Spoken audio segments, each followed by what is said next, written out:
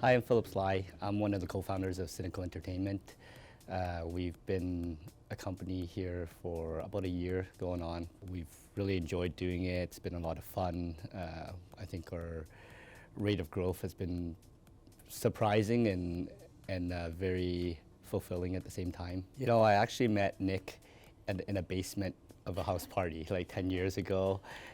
He was DJing it at a friend's birthday. We'd never met before. We got introduced and I saw him. I realized that, hey, he's a pretty good DJ. Hey, my name's Nick. You guys may know me as Alokin. I'm a DJ producer from Edmonton, Alberta. I'm also co-founder of Cynical Entertainment along with my buddy Phil.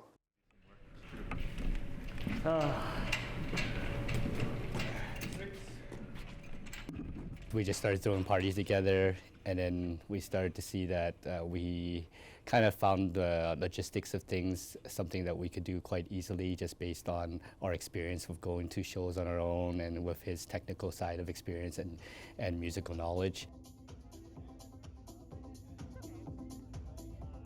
At the end of junior high, grade 9, start of high school, grade 10, picked up a guitar.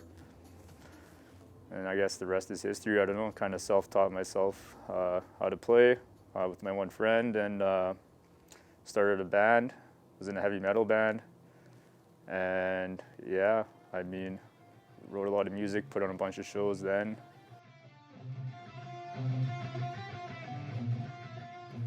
And then I just kind of progressed to start making my own music as producer for trance techno. My friends were like, hey, maybe you should start DJing. So around that time I picked up a little controller, started doing that. So I opened for a couple DJs and I guess here we are now after who knows how many shows.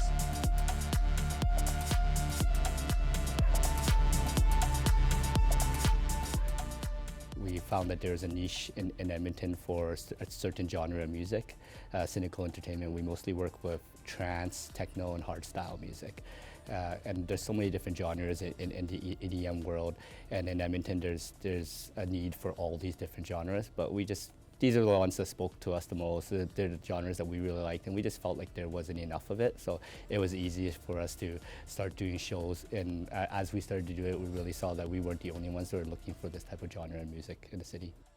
Trance and techno was kind of not happening in the city as much as it used to. So we thought, you know, why don't we bring it back?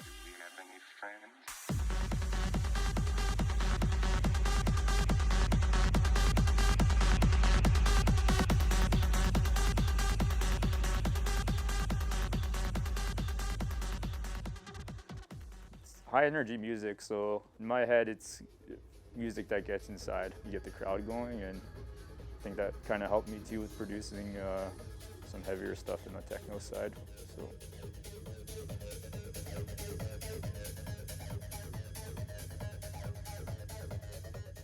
I think our exposure to the EDM community and the community in the city has really grown a lot, and I find that it's really grown exponentially.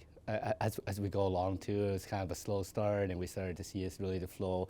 And even in the last couple of months, you know, our exposure on like followers and stuff like that on Instagram has really exploded as we as we're throwing shows.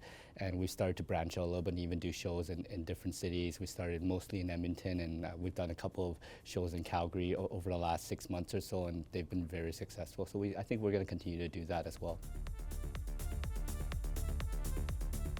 I always have high energy sets. I make sure, even if it's opening sets, that, you know, even limited to BPM, I want to make sure people are dancing.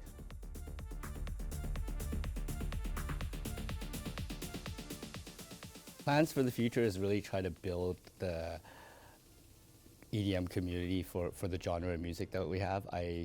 You know, the things that I really fell in love with when I started going to EDM shows myself was I found that people were just so friendly. Everyone was there to help each other. Everyone was there to have fun, you know, and I feel like over time, over the years, the community hasn't been as strong. So that's one of the things we do. So, you know, we do shows for obviously as a business, but we also try to do some art shows just for fun. We try to do at least one charity show every year to kind of give back as well, and just kind of build a community and take away from the stereotype of when people go to EDM events that it's just one big party where people are getting messed up.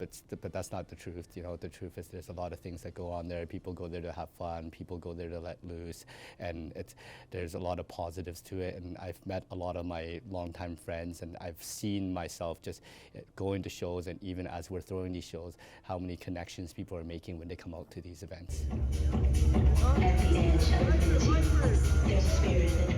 Obviously, in the end, you know, everyone's there for the same reason, the passion of the music. So there's actually a lot of people who come to our events that became friends with other friend groups just through the music, through connecting with one another.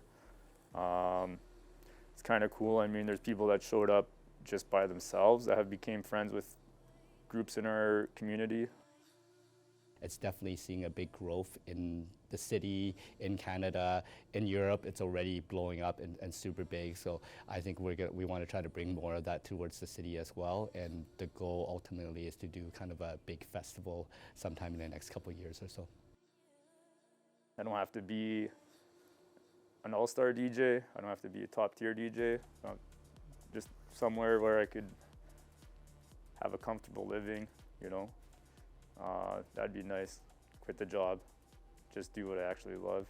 So that'd essentially be the first step. And then after that, I don't really care. It's just doing what you love, and I feel like that's a good place to be.